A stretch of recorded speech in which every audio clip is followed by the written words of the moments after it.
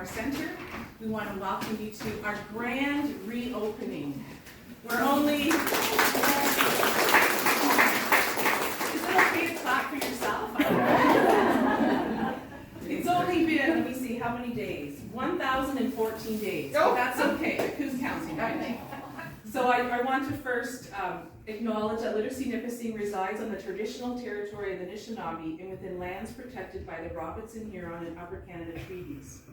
This land is occupied by the people of Nipissing First Nations, Treaty Number 10 in the Robinson Huron Treaty of 1850 since time immemorial. And so important as we recognize Truth and Reconciliation Day tomorrow, that we recognize and we have a land acknowledgement of the people who were here first. I'm going to ask, we have a few speakers. We won't take too much of your time before we have coffee, and of course, Literacy Nipissing is nothing without cake. So we have cake, but I wanted to ask, just have a few people come and bring some greetings, bring some words, and then we'll have cake. So I'm going to invite Deborah Robinson. She's the Executive Director of Multicultural Center, but first and foremost, she's our board chair. So I'm going to ask Deborah to come on over. Take my mask Yes. off. You want to keep it on? Yeah, you are. Okay, just briefly. Thank you. Good afternoon. Okay, so just a few brief notes. I know I'm standing between you and cake. So it's my pleasure on behalf of the Board of Directors to welcome everyone to this event and to thank you for being here today. I think it's fair to say over the past few years, Nipissing has faced its fair share of ups and downs. For the excitement of an office move from Sherbrooke to Main Street, the original move to Main Street, in May 2019, to navigating the global pandemic, started to be busy, to say the least. But for me, and likely all of us here, the devastating fire in December 2020 was a low point I don't think any of us could ever have imagined. It's easy to think that we lost everything in that fire, and we did, in terms of tangible items. Pens, papers, books, furniture, over 41 years of history gone. But what we did not lose, in fact what I saw strengthen with every communication, was the determination, resilience and strength shown by Vandra and her staff over the following months. And we did not lose the support of the community. There was an outpouring of generosity from monetary donations, replacement books from peer agencies, temporary office space. We also did not lose our students, whose enthusiasm and commitment to learning is a testament to the quality of services provided here. And at this point, I also want to thank the funder, the Ministry of Labour, Immigration, Trade and Skills Development, for their generosity and supportive response. Andrew, you and your staff have created such a beautiful, welcoming space to learn. It feels as though you're walking into someone's home rather than a service agency. And as a board, we would like to thank you for the incredible impact you make to individual lives and to the community as a whole. I'm excited to see what next, as I think you've proven beyond doubt there's pretty much nothing that can get in your way. Thank you. Thank you. We have greetings from Anthony Rhoda, but Matthew Sickham is going to stand in his place.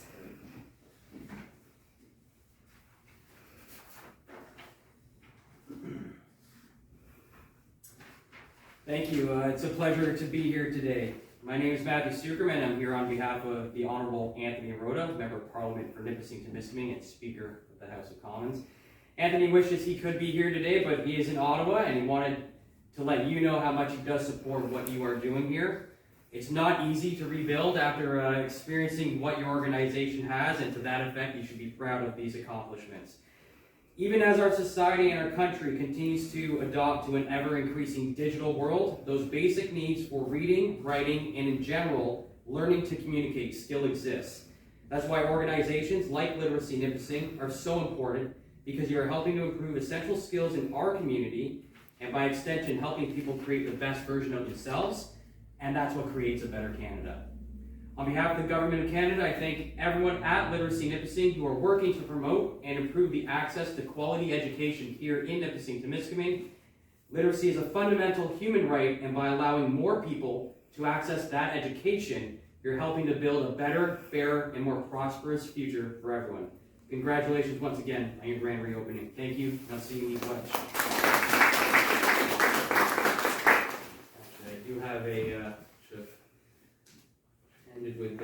certificate to present to you. So on behalf of Anthony Rhoda, I would like to extend my congratulations on your recovery after the downtown fire as you celebrate the grand reopening of Literacy Nipissing. Best wishes on this wonderful occasion, and best of luck in the future. Thank you so much. You're very welcome. I have to say, you took the words right out of my mouth. That was really good. Thank you so much. Now, we're going to have greetings from Vic Fideli. Carrie Welland's going to come.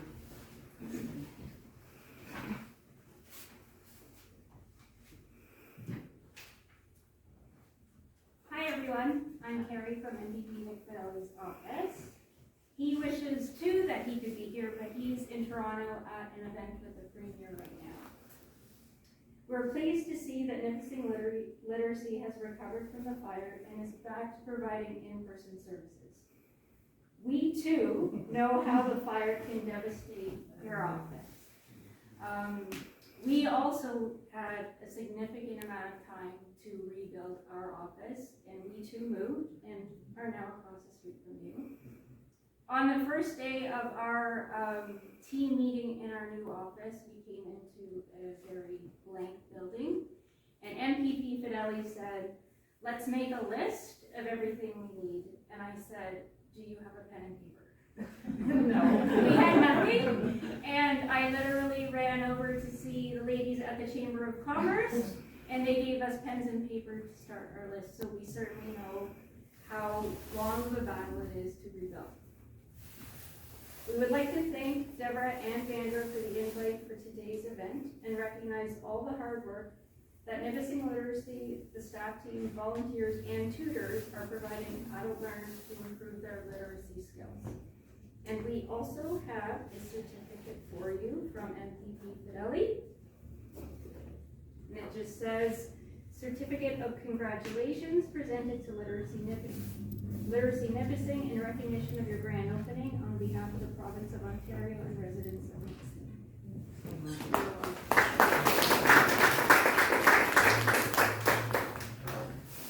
Mayor Alan Thomas. Well, thank you very much, and congratulations, 1,014 days. I can tell you that I wasn't counting, but it's been a long time. And when I saw Jane walk in, I was trying to think over the last 12 years how many events that we attended over on Sherbrooke Street. And it's been burned in my brain that you're on Sherbrooke Street, and then you move to Main Street, and you're here, but I still picture Sherbrooke Street because it was there for so long. I just too want to thank you and your staff, the board, Deborah, and the volunteers for doing what you're doing to assist individuals. And there's always stigma attached to everything. And the fact that you can imagine if you're trying to learn English as a second language or trying to read and you're embarrassed because you don't know how to read, you can imagine how devastating it reduces your self-confidence and self-esteem. So it is pretty special and very needed here. I agree with the individual that mentioned, I think it was Matt, this is a very welcoming office. It doesn't like you're walking into an office. It looks like you're walking into a living room setting where you feel comfortable, so congratulations. Well, we don't want people to stay that long. Okay, I'll leave in about 5 minutes.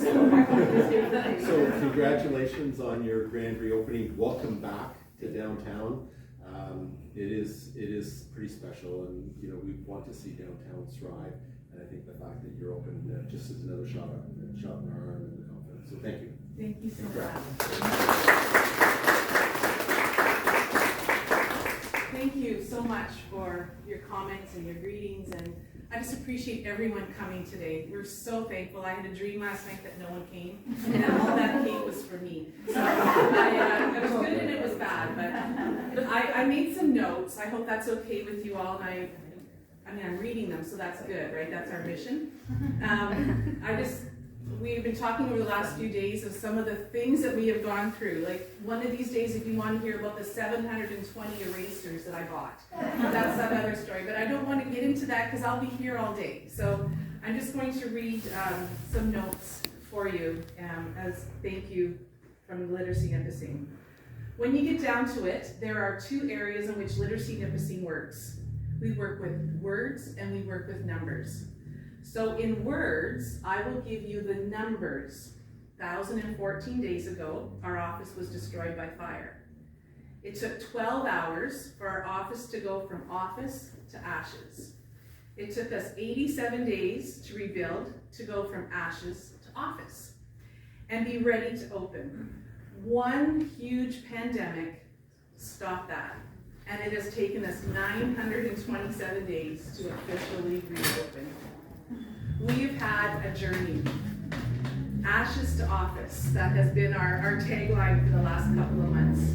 December 20th, 2019 will be permanently branded in our history.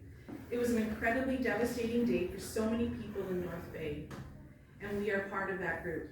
I remember saying to a firefighter, "Our office is okay, right?" And that was at 2:30 in the morning. "Our office is okay." "Yeah, don't worry, it'll be okay." And at 7:30, "Can I just go in and get some stuff that maybe, is not burned and we can salvage?" "No, you can't go in." "Oh, okay." And then another 5 hours later, "Wait a minute, don't tear it down. We're not ready for you to tear it down." But that's exactly what happened. And we understand the process of why it had to be torn down. We're not blaming anyone. That was something that had to be done. But during those 12 hours, so many people reached out to us. The ministry who funds us, the ministry of, I think on CTV that night I said it wrong, so I'm going to say it right tonight. The Ministry of Labor, Immigration, Training, and Skills Development. You ever want to know, it's Ministry of List. The ministry personnel, they were actually literally down on the street with us. And if they weren't down on the street with us, they were on the phone with us. "How are you doing? How is everything going? What can we do?" Leanne Maillet from Yes Employment, that morning, "Don't worry about anything. We will come and you can come to our office and we will have a home there until you need it." We had learners. We had one learner, sorry, here's a story, but I'm going to, come right up in tears streaming down her face. "I know who did it. Don't worry, Vander, I'll get him." "No, I'm not. No, that's not what this is about." Just devastated that everything was gone. Incredibly, that one learner had just gotten her GED a little while later. She didn't really need us anymore. But it meant something to her. That office meant something to her. It meant where her new pathway had begun. I went home that evening and I was met in my driveway by a tutor. Didn't say anything, handed me a check and gave me a hug. And then the tears flowed. They couldn't flow earlier because it was so cold that day, they would have frozen. But those are the type of experiences that we had. And we had those experiences and more over the next 3 months. This community is amazing. It is just amazing. People would drop off boxes of binders. The wonderful people at Calvin Presbyterian, they brought over a bunch of stuff, and in there was a coffee pot. "Oh, we need a coffee pot." "Yes, here's a coffee pot." Those little things, and all of that meant so much. It meant so much just people walking by saying, "Can I give you a hug? I know it's been devastating for you." So that was really amazing. It's hard to even know where to start to say thank you. I actually made this banner to list those we wanted to thank, but it was really scary to put them down into words. What if I forget somebody? And if I forgot me, please. I'm still a little traumatized by the fire. That's what I'm going to use as my excuse. But we are so appreciative of everyone who helped us. I don't mean people or organizations who gave monies or supplies, but also the ones who called, emailed, or met us on the street to say that we were in their thoughts and prayers, and then to give an encouraging word. We can never repay the kindness, ever. And it's an experience that I will never forget living through this fire. The kindness of people, it is there. Saying thank you will never be enough. We'll try by continuing our work to show you how thankful we are. So here we are in our new office. I must tell you, there is nothing in this office that's over 1,000 days old, except me. It's the only thing. Everything else, every tangible thing you see is under 1,000 days old, so it better not break. We love our new office. We went from ashes to office, and here we are. So one of the things that was important to us was to put our mission statement on the wall here. So I want to draw your attention to it, and I want to draw your attention to this little N. And it looks kind of different. The day after the fire, 2 of us went down to the rubble to cry, to make sure the garbage was taken out. We were just, I don't know what we were doing there, but we were just there. And we looked down and we saw that N in the rubble. It was encased in ice, and it was from our Literacy Nipissing sign right above our door.